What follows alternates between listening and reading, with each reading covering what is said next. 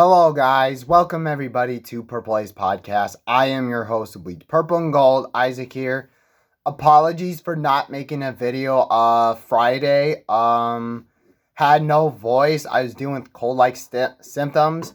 Kind of still going through it, though, but my voice is much better than what it was Friday. So, it was completely gone. So, but enough about me. Let's talk about the Vikings. And we'll talk about the aftermath of the Chargers after the Vikings got destroyed by the Chargers. We all know the deal at this point, I'm sure. But that aside, coaching changes need to be made, starting with Brian Flores and especially Kevin O'Connell. So I get it. Execution is a big part in the game of an NFL game. That's a reality. But when you make for every good play the Vikings make, they follow up with 3 or 4 bad plays. You have to look at the coaching and saying, what is your team doing? I'm sure that's most of the fan base saying, what is your team doing? Why are they like this? And and rightfully so. Brian Flores, starting off with the defense. Bro, you got to be better on defense, dude. I don't care if you change up I don't care how much you get. But, dude, I know I love you. You are one of my favorite coaches on this team right now, but bro, and I have to call you out when it's warranted. You need to get it together, Brian Flores, bro. Your defense, you're barely getting any pressure. You're barely turning the ball over. You're not really getting any. You're not playing man to man oftentimes. You're not getting after the running back. It's just consistently getting ran all over. This bend but don't break needs to stop. Straight up. You straight up need to stop this. Why is it that I'm consistently seeing this? And for Brian Flores, why isn't Jalen Redmond and LDR your starting defensive tackles? Why? Why did you extend Byron Murphy Jr., who has been a non-factor this season? Why? You tell me, Brian Flores, dude. You need to change up your scheme. Okay? And it starts with benching Jonathan Allen and Hargraves and starting Jalen Redmond. Change up your scheme to doing more man-to-man coverage. And just mix it up with zone and man-to-man. Not just completely lopsided with zone and man-to-man. Because you're letting players make plays underneath. And based on the way you're scared of getting beat deep. And that's what's been happening. And that's pathetic.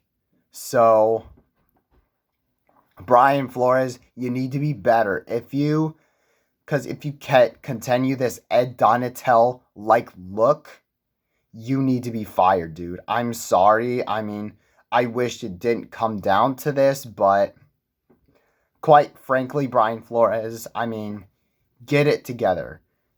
And for Kevin O'Connell, dude, why is your team? Okay, let me just go down the 3 reasons why. 3.5 years. We've seen the same song and dance. The same Sesame Street vibes with this team, but when it comes to playing and winning football games and being competitive, we haven't seen that. We've barely seen that. in big time, in big games. Like against the Giants in the wild card round in your first year. The Packers game at 23.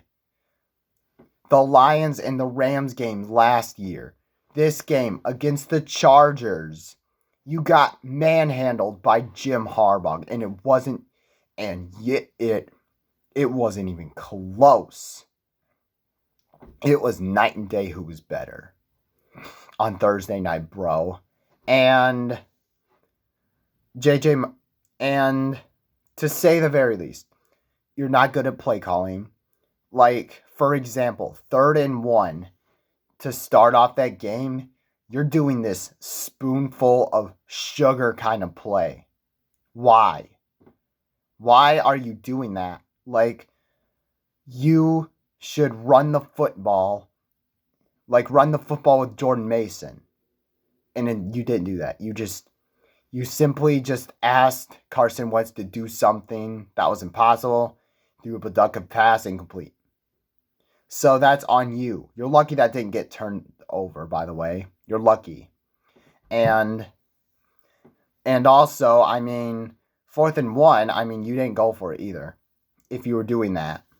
So, absolutely shameful. Your play calling, you don't know what it is that you're doing. And the inability to put players in the best positions to win, meaning putting your best players out there on the football field when it matters. Okay, it's another thing to put Carson Wentz because he lost you the Philly game. Yet again, he played exactly like he did against Philly. Wide open receivers, he can't throw. How many times have we seen him hold on to the ball too long? How many times have we seen him do that and kill drives and possessions? Carson Wentz is a good QB2 for a few games. But we don't know. But to start 5 or more games than that, it's going to come crashing down one of these days. It would come crashing down. So, okay, forget about it's another thing that we said, start Max Brosmer because he lost you the Eagles game. Okay, it's another thing you wanted to start him. Okay, fine. It's another thing to recognize for us fans that Carson Wentz was clearly getting the crap beat out of him by the Chargers defense. They were beating the crap out of Carson Wentz. And you could see it on his face that he was in pain. His shoulder was in pain. And if you wanted, and instead of putting in Max Brosmer, who is healthy, who was ready to go, you kept on putting in, you were hell-bent on keeping Carson Wentz. Why? Carson Wentz was clearly not healthy, and you were hell-bent. You were stubborn to put in Max Brosmer until under 2 minutes left in the game. That's when you decided to pull out, to put in, okay, fine, we'll put in Max Brosmer then. That is dumb. That is stupid of you, Kevin O'Connell, to be doing that. That is neglecting your player's health status, which is irresponsible of you. And really, though, it told me that you'd rather have an injured Carson Wentz over Max Brosmer. Like, bro, forget about that he lost you the game. If J.J. McCarthy isn't healthy, you said it yourself. J.J. McCarthy isn't fully healthy. We won't start him yet. Okay, sure, that's fine. I understand that. But if Carson Wentz wasn't healthy, then why did you play him? And I don't care about the fact that Carson Wentz told, and he said in his press conference, KOC did, he said, oh, well, Carson Wentz wanted to stay out on the field. I don't care. You need, how about be the adult in that, on that team? You need to tell them, hey, you're not healthy. You need to rest up. I'm gonna start Max Brosmer, but you did not do it. And because of that, it's not Carson Wentz's fault that he was out there. That's not his fault, dude. That is your fault and your responsibility for doing that. So that is more of an eye-glaring issue than I'm sure anybody would look at. Anybody with a brain would know that. And your offense consistently looking bad. Why is it that your team cannot consistently put up 30 points a game? Is that too much to ask for? No, I don't think so. And not just put up 30 points, but to consistently be good on offense. And your offense is always making, oh, well, there's one play there, but you make 5 bad plays after that. And keeps on repeating itself. You were lucky to have 10 points against the Chargers because of that interception by Josh Metellus. You were lucky to have 10 points at this point. Let's be real, bro. And to say that you don't have talent, I mean, that's completely untrue. Because guess what? You have plenty of talent. I mean, I get Christian Darrisaw. He went out. Okay, fine. Brian O'Neill. You have Jordan Mason. You have Aaron Jones. You have Jordan Addison, who can be a wide receiver 1 for any team. One of the best wide receivers 2s, obviously. And you have a star receiver. The wide receiver 1 of the NFL. You have him. And you're running this freaking system instead of and your philosophy is doing what you want. It's not based upon the players you have.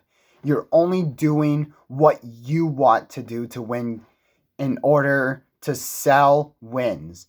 And this reminds me of Mike Zimmer. The only difference between you is the personality, like the negativity and the niceness. That's the only difference that I see. And that is sad to say because Mike Zimmer is terrible. And Kevin O'Connell, you're no better for him. You had 3.5 years. You're 0-2 in the playoffs. And whenever the bright lights come upon you, whenever your team has to show up for big games, most of the time, I mean, your team out there is just picking their noses, sad sack yours down in the dumps. While Jim Harbaugh has these boys ready to play every single snap. Like, it has to be coaching. Like, why is this? Why is your offense consistently shooting themselves in the foot and looking bad every week? The only game you were good at offensively on a consistent basis, I would say, this season was the Bengals game. And that's because the defense had scored points. So, the only thing... So, KOC, you're on the hot seat, dude. I've done enough holding back. I'm done holding back. We cannot be wasting talent like this on a consistent basis. There's too much talent on this team to be playing like garbage, playing like an XFL team. There's no reason for that. So KOC, because the only thing that I'm not that's saying, we shouldn't fire him. I'm saying we shouldn't fire him. But if you can't develop JJ McCarthy, if you can't do that, and if he turns out to be a bust, you need to be gone. You need to be fired. And I mean that 100% because we have gone through this. We need changes at coaching because your schedule doesn't get any easier. Trust me, it doesn't get any easier than this. So for Brian Flores, if he doesn't change his scheme, he needs to be gone. KOC, if JJ McCarthy isn't developed, you need to go. Those two need to go at this season. That's the bottom line. Thank you guys so much for watching. Hit that like button. Hit that subscribe button if you haven't already. Skull Vikings.